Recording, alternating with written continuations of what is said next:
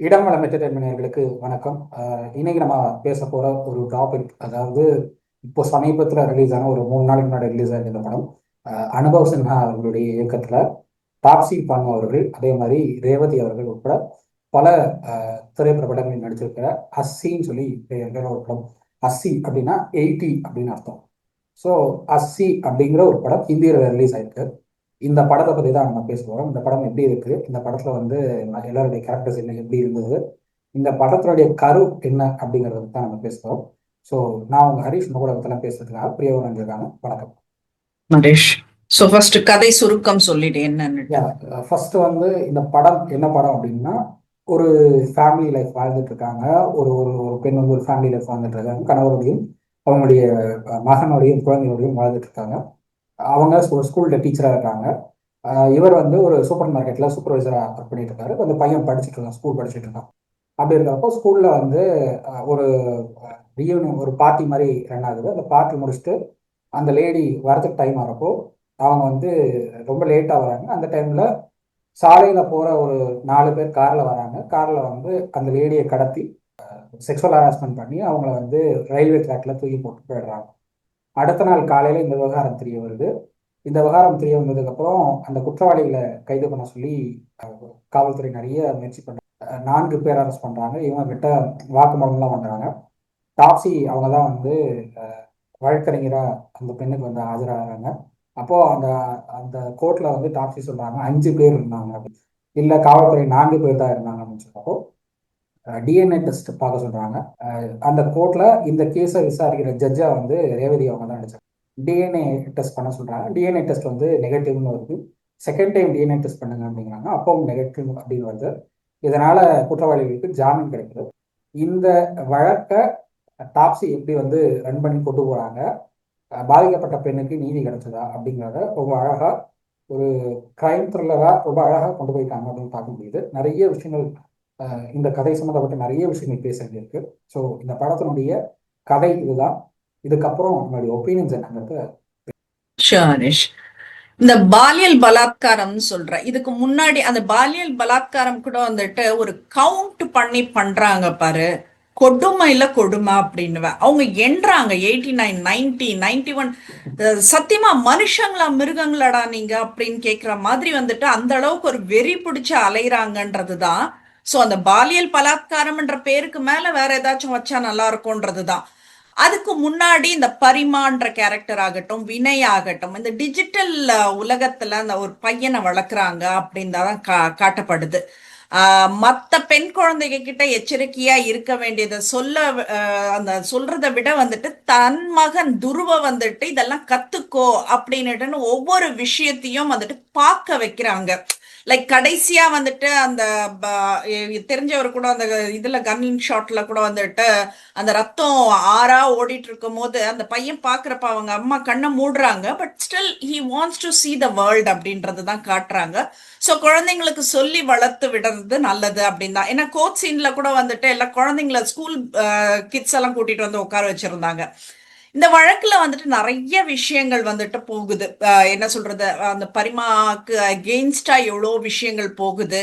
பரிமா ஏதோ விஷயத்த சொல்ல வரா. ஆனா ஒவ்வொரு தடவையும் வந்துட்டு அவங்கள வந்துட்டு இன்வெஸ்டிகேட் பண்ணும் போது அவங்களோட முகத்தை வந்துட்டு ஒரு துப்பட்டா போட்டு மறைக்கிறாங்க. ஃபைனலா வந்துட்டு அவங்களே வந்துட்டு அவங்க துப்பட்டாவை எடுத்து போட்டுடுறாங்க, இது வேண்டான்னுட்டுன்னு. ஏன்னா துப்பட்டா வந்துட்டு தன்னோட அடையாளத்தை மறைக்கிறதா வந்துட்டு அந்த மூச்சு திணறல்ல உணர்றாங்க அப்படின்றதுதான் அங்க காட்டப்படுது. சோ இந்த மாதிரி சின்ன சின்ன சின்ன நுணுக்கங்கள் வந்துட்டு என்னால அந்த படத்துல பார்க்க முடிஞ்சது. ஒரு ஸ்கூல்ல ஒரு நல்ல என்ன சொல்றது ரினவுண்ட் ஸ்கூல்ல நல்ல ஒரு ரிசல்ட் கொடுக்குற ஸ்கூல்ல, ஆனா அதுல இருக்கிற பசங்க எப்படி இருக்காங்க, வாட்ஸ்அப் குரூப் அதுல வந்து பாதிக்கப்பட்ட தன்னோட டீச்சரை பத்தி அசிங்க அசிங்கமா வந்துட்டு ஷேர் பண்றாங்க.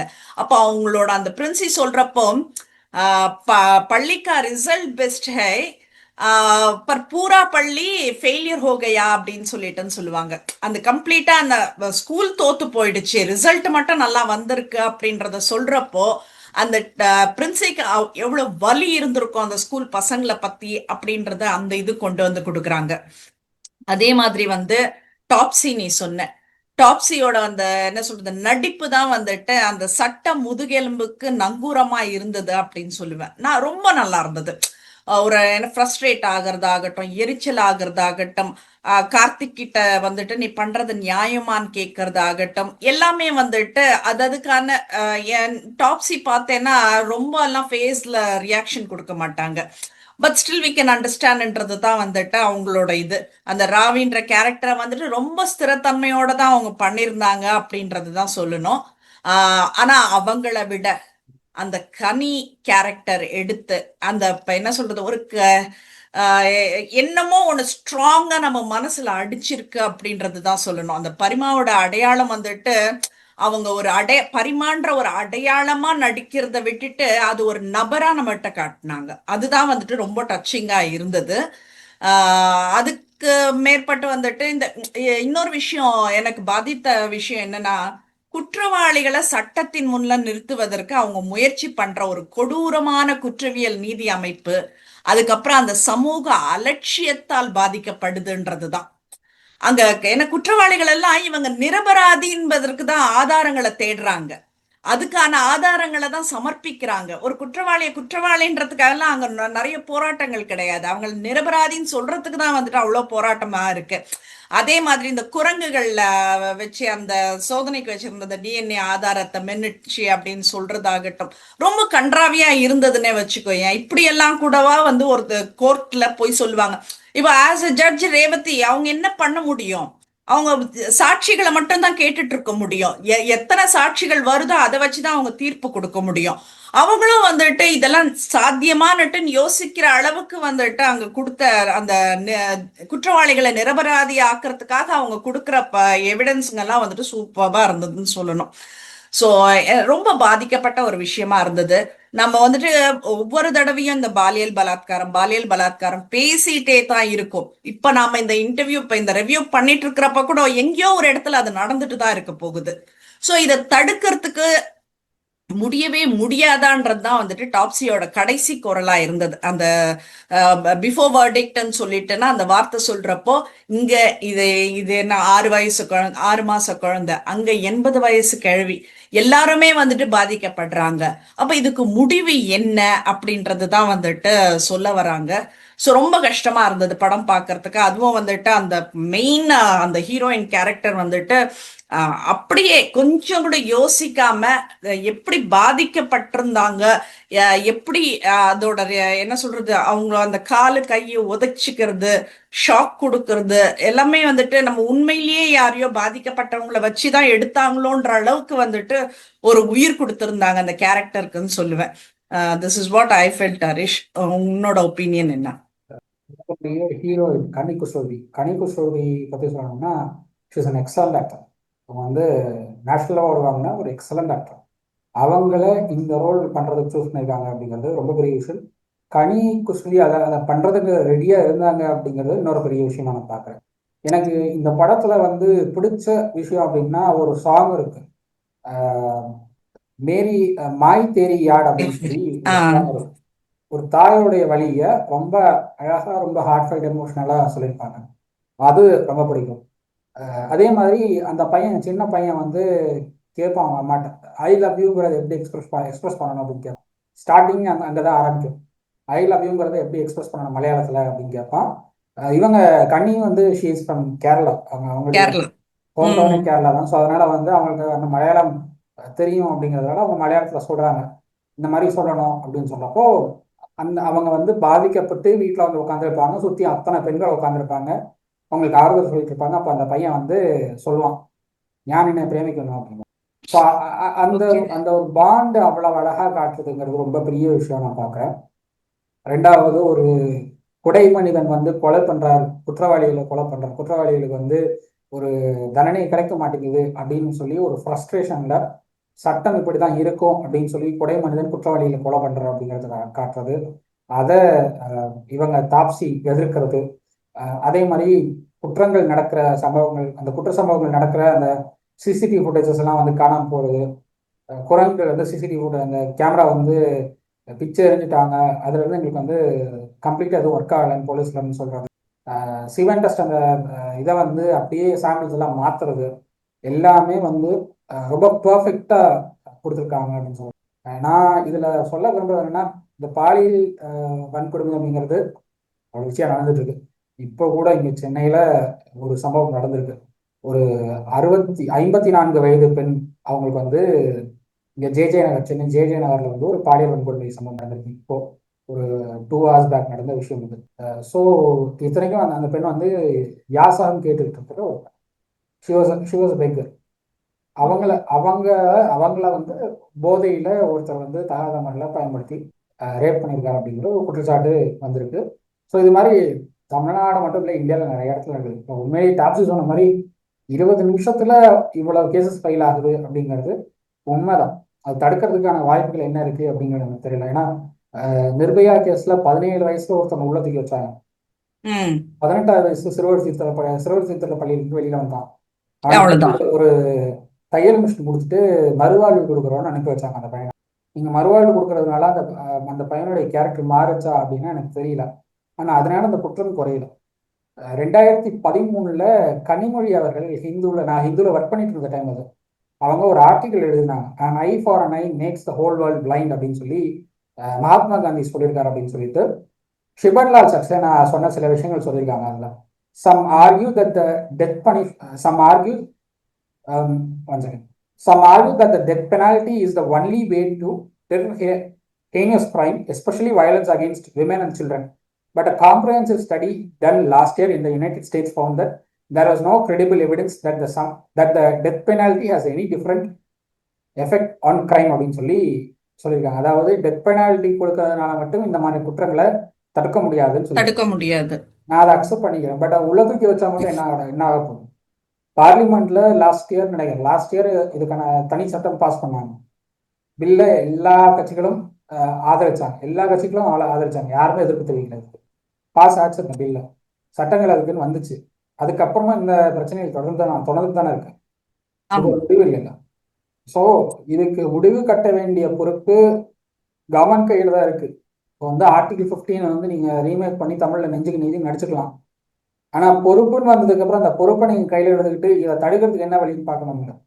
இன்னமே வந்து ஒன்றிய பாஜக அடிமை அதிமுக அப்படின்னு சொல்லிட்டு இருக்கீங்க தவிர, இந்த குற்றங்களை தடுக்கிறதுக்கு அந்த படத்தில் நடிச்சு நீங்க என்ன பண்ணீங்க? உதயநிதி அவர்களை தான் நான் கேட்கிறேன். ஓகே, ஏன்னா உங்களுக்கு படத்துல ரெஸ்பான்சிபிள் ரோல் நீங்க பண்றீங்க. உங்களை நீங்க வந்து ஆட்சிக்கு வந்தா ரெஸ்பான்சிபிளா இருப்பீங்கன்னு நம்பிக்கை அந்த படம் மூலமா பாக்குற மக்களுக்கு நீங்க ஏற்படுத்துறீங்க. ஆட்சிக்கு வந்ததுக்கு அப்புறம் என்ன பண்ணீங்க? சேம் இதே தான் நான் வந்து பிஜேபி கவர்மெண்ட்டையும் சென்ட்ரல் நான் முன்வைக்கிற விஷயம். நிர்பயா வழக்கு மேற்கோள் காட்டி காங்கிரஸ் கவர்மெண்ட் ஒண்ணுமே பண்ணலன்னு சொல்லி வந்தீங்க. நீங்க வந்ததுக்கு அப்புறம் எத்தனை பாலியல் வன்கொடுமை குற்றச்சாட்டுகள் நடந்தது? என்ன ஆக்ஷன் எடுக்கப்பட்டது? நீங்க சட்டம் பாஸ் பண்ணதுனால குற்றங்கள் குறைஞ்சிருக்கா? ஒண்ணுமே கிடையாது. இது சம்வேர் வந்து ஸ்டேட் அண்ட் சென்ட்ரல் கவர்மெண்ட் 2 பேரும் சேர்ந்து தடுக்க வேண்டிய விஷயங்கள்.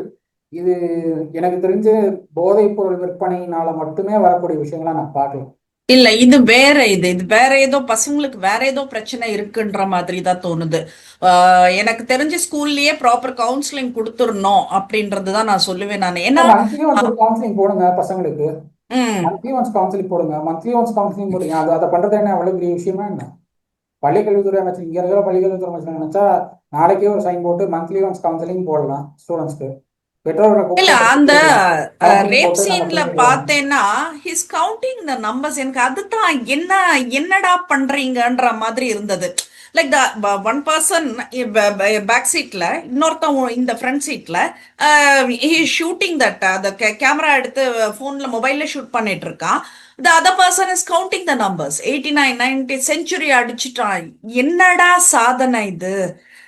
இது இது என்னத்துக்கு இது இவ்வளவு பெருசா பண்றாங்கன்றது கூட நம்மளுக்கு புரியல. இது இது இது இதனால வந்துட்டு 10 பைசா இவங்களுக்கு என்ன பிரயோஜனம் இருக்குன்றதும் தெரியல. இது ஒரு பெரிய சாதனமா செஞ்சுரிய பத்தி பேசுறாங்க இதுக்கு உட்கார்ந்துட்டு. அதுக்கு அவ்வளவு உண்மையிலேயே அதை பாக்குறப்போ அந்த பொண்ணோட வலி ஒரு பக்கம் இருந்தாலும் பசங்க இப்படி கெட்டு போறாங்களே அப்படின்றதுதான். இவங்களுக்கு வந்துட்டு ப்ராப்பர் கைடன்ஸ் இல்ல. ஏதோ சம்திங் இது தெரியாத விஷயம், இது என்ன சொல்றது, மறைஞ்சு மறைஞ்சு பாக்குற விஷயத்துக்கு இவ்வளவு இம்பார்ட்டன்ஸ் கொடுக்குறாங்களா அப்படின்ற ஒரு இதுதான் வருது. சோ நீங்க ஸ்கூல் ஒரு முக்கியமான காரணம், நான் அந்த எலெக்ஷன் சர்வே எல்லாம் பண்றப்போ பீகார் போனப்போ அங்க ஒரு விஷயம் சொன்னாங்க. இந்தியாவில வந்து இந்த பான் வெப்சைட்ஸ்லாம் பேன் ஆச்சு அப்படின்னா போராடக்கூடிய முதல் மாநிலமே பீகாரா தான் இருக்கும் அப்படின்னா அங்க இருக்கிற ஆளுங்களே சொன்னாங்க. போராடக்கூடிய முதல் மாநிலம் பீகாரா தான் இருக்கும். ஏன்னா அவ்வளவு யூசேஜ் வந்து பான் வெப்சைட்ஸை பீகார்ல அதிக அளவில் யூஸ் பண்றாங்க. பீகார், டெல்லி, குஜராத்லையும் யூஸ் பண்றாங்க. தமிழ்நாட்டிலையும் அதோட யூசேஜ் அதிகரிச்சுட்டு இருக்கு சமீப நாட்கள்ல. ஸோ ஏன்னா ஸ்விக்கியில வந்து காண்டம்ஸே வந்து சேல்ஸ் அதிக அளவில் இருக்கு சென்னையில் சேல் பண்றோம். அப்படிங்கிறப்போ நம்ம அதை கணக்கிட்டு பார்த்தோம் அப்படின்னா வெப்சைட்ஸ் யூசேஜும் அதிகமாக தான் இருக்கிறதுக்கு பாசிபிலிட்டி இருக்கு. ஸோ அப்படி இருக்கிறப்போ இதை ஸ்டாப் பண்றதுக்கான வழி என்னங்கிறத யோசிக்கிறாங்க. நீங்க வந்து ஸ்கூல்ல கவுன்சிலிங் கொடுங்கன்னு சொல்லுவேன். நான் கொடுக்குறீங்கன்னு யோசிக்கிறத விட கொடுங்கன்னு சொல்லணும். பெற்றோர்களை கூப்பிட்டு புரிய வைக்கணும். எதனால இந்த கவுன்சிலிங் கொடுக்கப்படுது, எதுக்கு இந்த கவுன்சிலிங் அவசியங்கிறத புரிய வச்சு பேசி ஒரு சொல்யூஷன் எடுக்க வேண்டிய பொறுப்பு ஸ்டேட் கவர்மெண்ட், சென்ட்ரல் கவர்மெண்ட் ரெண்டு பேருக்குமே இருக்கு. கண்டிப்பா குற்றச்சாட்டு சொல்லிட்டு இருக்கிறதுனால இதுல ஒண்ணுமே ஆகப்போது கிடையாது. ரேவதி அவர்கள் வந்து ஒரு பேட்டியில கேட்குறாங்க, நான் வந்து 8 மணிக்கு இங்கிருந்து சைக்கிள்ல நான் அவ்வளவு தூரம் போயிருக்கேன். நான் இன்னைக்கு அதே மாதிரி சைக்கிள்ல வந்து ஒரு லேடியால பயணிக்க ஏரியால முடியும். போக முடியுமா அப்படின்ற ஒரு இங்க கேள்வி சென்னையில வைக்கிறாங்க. 9 மணிக்கு ஒரு லேடி பஸ்ஸுக்கு வெயிட் பண்றாங்க, பஸ் ஸ்டாப்ல வெயிட் அப்படின்னா அந்த பெண்ணை எந்த அளவுக்கு டார்ச்சர் பண்றாங்க நான் நேர்ல பார்த்திருக்கேன். அன்னைக்கு மகளிர் போலீஸ் அந்த ஜீப் வரலன்னா அந்த பெண்ணை என்ன பண்ணிருப்பாங்கன்னு சொல்ல முடியாது. அந்த அளவுக்கு பஞ்சாயத்து இருக்கு சென்னையிலேயே. இந்த மகளிர் காவல்துறைக்கு தனியா ஒரு ஜீப் இருக்கு, பிங்க் ஜீப் ஏதோ ரன் பண்ணிட்டு இருக்காங்க. அவங்க வந்தாங்க அந்த டைம்ல கரெக்டா. அவங்க வரலைன்னா அந்த பெண்ணோட நிலைமை என்ன இருக்குன்னு சொல்லவே முடியாது. இது நடந்தது கண்டிப்பா. இங்க கொரட்டூர் கிட்ட நடந்தது ஒரு 2 months பேக். ஓகே. ஸோ உங்களுக்கு இதுதான் சுச்சுவேஷன். பெண்களுக்கு வந்து பாதுகாப்பான சூழல் இல்லை அப்படிங்கிறது புரிய வருது. காந்தி சொன்னாரு, ஒரு கண்ணை நீங்க குத்திட்டா வந்து அது வந்து சரியா இருக்காது, டிட் ஃபார் டேட் மாதிரி இருக்காது, டிட் ஃபார் டேட் மாதிரி நீங்க பண்ணக்கூடாதுன்னு சொல்லிட்டாரு. அதனால தூக்கு தண்டனை வேணாம்னு சொல்றது அது என்னை பொறுத்தவரை காலத்துக்கு ஏற்ப நீங்க மாறிக்கணும்னு நான் சொல்லுவேன். மாறிக்கணும். கண்டிப்பா. காந்தி சொன்னார்னா காந்தி வந்து அவர் வேற சில விஷயங்களும் சொல்லியிருக்காரு. ஹிந்தியை தேசிய மொழியா கொண்டு வரதுக்கான விஷயங்களையும் அவர் பரிந்துரை பண்ணியிருக்காரு.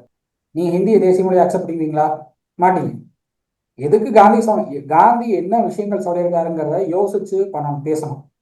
இந்த மாதிரியான விஷயங்களுக்கு குற்றங்கள் அதிகரிக்குது அப்படிங்கிறப்போ அதுக்கான தண்டனைகள் அவசியம் தேவைப்படுது. ஒண்ணு கண்டிப்பா. இது என்கவுண்டர் கூட நீங்க தெலுங்கானால என்கவுண்டர் நடந்தது 2 years பேக்.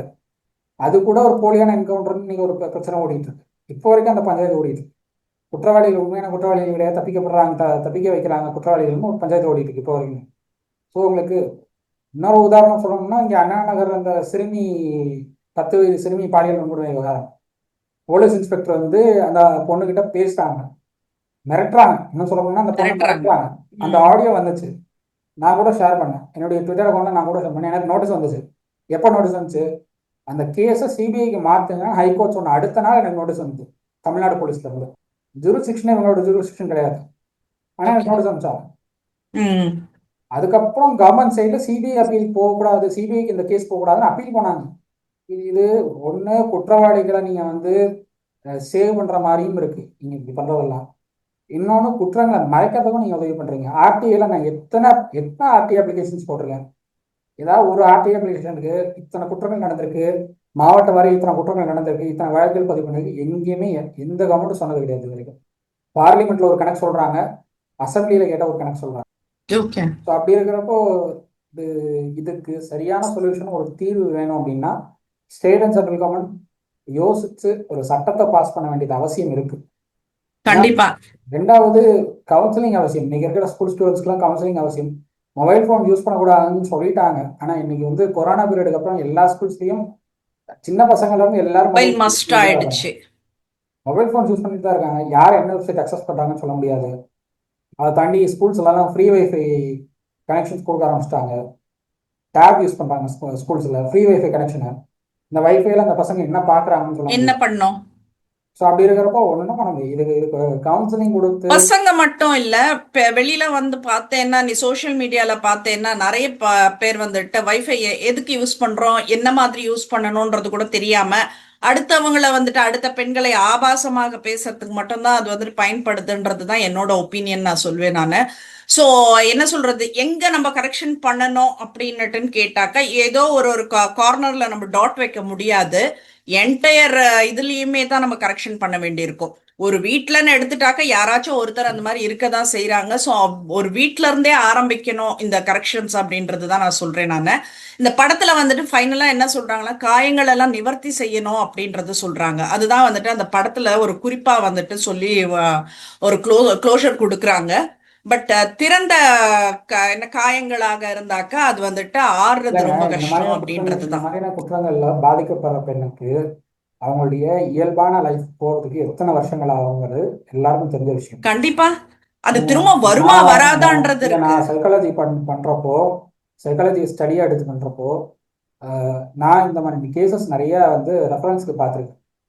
அதுல ஒரு லேடி சூசைட் பண்ணியிருக்காங்க. சூசைட் பண்ணி அந்த அந்த லேடிக்கு என்ன அவசியம், அந்த லேடி என்ன தப்பு பண்ணாங்க சூசைட் பண்றது? ஆ ஸோ அந்த அளவுக்கு வந்து இந்த மாதிரியான சம்பவங்கள் அந்த பெண்ணை அதிக அளவில் பாதிக்குது. இதை தப்பு பண்றவங்களுக்கு இந்த விஷயம் தெரியாது, அவங்க அந்த உணர்ந்து பண்ண போறது கிடையாது. காவல்துறை விசாரிக்குதா அப்படின்னா விசாரிச்சா உண்மை வரும், ஆனா காவல்துறை விசாரிக்கிறாங்களான்னு அப்படின்னு தெரியல. ஸோ அந்த அளவுல இருக்கும்போது ஸ்ட்ரெஸ்ஸை தாண்டி பெண்கள் வந்து இந்த விஷயத்துல இருந்து வெளியில வர்றதுங்கிறது ரொம்ப பெரிய ப்ராப்ளமா இருக்கும். ஸோ அதெல்லாம் ஃபேஸ் பண்றாங்க அப்படிங்கிறப்போ அட்லீஸ்ட் ஒரு சொல்யூஷனுக்கு ஏதாவது பண்ணணும். ஒரு சொல்யூஷன் கண்டிப்பா வந்து இல்லைன்னா ரொம்ப கஷ்டம். இன்னைக்கு கண்டிப்பா வந்து ஒரு நாளைக்கு 10 கேசஸ் வருது அப்படின்னா நாளைக்கு அது 50 கேஸா கூட மாறதுக்கான பாசிபிலிட்டி இருக்கு. ஃபைன். ஸோ எல்லாரும் போய் தேட்டர்லயே பாருங்க படத்தை அப்படின்றது தான் நான் சொல்வேன். நான் போறப்ப வந்துட்டு ஆண் பிள்ளைகளா இருந்தாலும் சரி, பெண் பிள்ளைகளாக இருந்தாலும் சரி, ரெண்டு பேரையும் கூட்டிட்டு போய் உட்காந்து தேட்டர்ல பாருங்க. Let them understand. ஏன்னா இவங்க வந்துட்டு துருவுக்கு என்ன சொல்லி தராங்க எல்லாமே பார்க்கணுன்றது தான். ஸோ என்ன ஸ்டூடெண்ட்ஸ் கிட்ஸ் பசங்களுக்கு அண்டர்ஸ்டாண்ட் எல்லாம் அப்படின்றது தான். தெரிஞ்சுக்கணும், பசங்களுக்கு வந்து எல்லாமே தெரியணும், எல்லாமே தெரியப்படுத்தினா தெரியணும். மட்டும்தான் ஸோ முதல் நம்ம பண்றது குழந்தைங்களை தப்புன்னு கூட்டிட்டு போய் அவங்களுக்கு தெரியும், பாருங்க. நம்ம பண்றது எது சரி எது தப்புன்னு அவங்களுக்கு தெரிய வரும். கண்டிப்பா ஏன்னா ஹரிஷ். ஒரு விஷயத்த வந்து இவங்க தெரிஞ்சுக்கூடாது, இவங்களுக்கு அது புரியாது, புரிஞ்சுக்க வேண்டிய வயசு வந்துருச்சு பசங்களுக்கு. கண்டிப்பா இந்த காலத்துல வந்து இதெல்லாம் அவங்களுக்கு போக போக தெரியும், விட்டுருவாங்க. பட் இந்த இந்த பீரியட் ஆஃப் டைம்ல அது டிஜிட்டல் மயமா எல்லாம் மாறினதுக்கு அப்புறம் உங்களுக்கு மொபைல் போன்ல ஒரு ஒரு வார்த்தை போட்டாலே அதுக்கான அர்த்தம் என்னங்கிறது வந்துருது. கண்டிப்பா. அப்படி இதுல இருக்கிறப்ப வந்துட்டு எல்லாமே அந்த தெரிஞ்சுக்கிறாங்க. இன்வெஸ்டிகேஷன் நடக்கிறப்போ பெரிய பொண்ணு தான் அந்த பொண்ணு கிட்ட இதுக்கு முன்னாடி நீ ரேப் எதனா இது பண்ணிருக்கியா பாத்திருக்கியான்ற மாதிரி ஒரு கேள்வி கேட்கும் போது எங்க அம்மாவை ரேப் பண்ணிருக்காருன்னு சொல்லும். சோ அது அந்த குழந்தைங்களோட அதுவும் டாப்ஸி சொல்லுவாங்க, 13 வருஷத்துக்கு முன்னாடி நடந்த கேஸ் அது. அந்த ம், கேஸை வெளியிலேயே செட்டில் பண்ணிட்டாங்க. செட்டில் பண்ணிட்டு இன்னைக்கு அந்த பெண்ணுக்கு தான் இவர் வந்து தாலி கட்டி மனைவியா வச்சிருக்காரு அப்படின்னு சொல்லுவாங்க. உண்மையிலேயே நிறைய கேசஸ் அப்படி நடக்குது. அந்த மாதிரி இருக்கு. சோ அது அந்த பெண் குழந்தைக்கு எவ்வளவு வலி இருந்திருக்கும். அது வந்துட்டு கோர்ட்ல வந்து சொல்ல முன்ன வரப்ப கூட அந்த ஆப்போசிட் அட்வொகேட் வந்துட்டு த கொஸ்டின் இஸ் ரேசிங், ஏதோ அந்த பொண்ணு தான் இதை பண்ண மாதிரி தப்பு பண்ண மாதிரி அந்த அளவுக்கு போட்டு இது பண்றாங்க. அதுக்கே வந்துட்டு நிறைய பேர் சாட்சி சொல்றதுக்கு வரதில்லை அப்படின்றது தான். ஸோ பார்ப்போம் ஹரிஷ். என்ன சொல் எல்லாருமே வந்துட்டு தேட்டர்ல போய் பாருங்க அப்படின்றது தான் நாங்க சொல்றோம். கண்டிப்பா உங்க பசங்களை கூட்டிட்டு போய் பாருங்க. இட் இஸ் அ மஸ்ட் அப்படின்றது தான் இதுல நான் சொல்ல வரேன் நான். What else Harish? பேசிட்டோம், எல்லாமே பேசிட்டோம். இதுக்கு மேல வந்து இந்த குற்றங்களை தடுக்க வேண்டிய பொறுப்பு யார் கையில் இருக்கு அப்படிங்கிறத இந்த வீடியோவை பார்க்குற பார்வையாளர்கள் முடிவெடுத்துக்கட்டும் அப்படின்னு சொல்லிட்டு கமெண்ட்ஸ்ல உங்களுடைய வியூஸையும் ஷேர் பண்ணுங்க. எங்களுடைய வீடியோஸ் பிடிச்சிருந்தா லைக் பண்ணி கமெண்ட் பண்ணி ஷேர் பண்ணி சப்ஸ்கிரைப் பண்ணுங்கன்னு சொல்லி வேறொரு வீடியோவோட உங்களை வந்து சந்திக்கிறோம். அதுவரை நன்றி. தேங்க்யூ.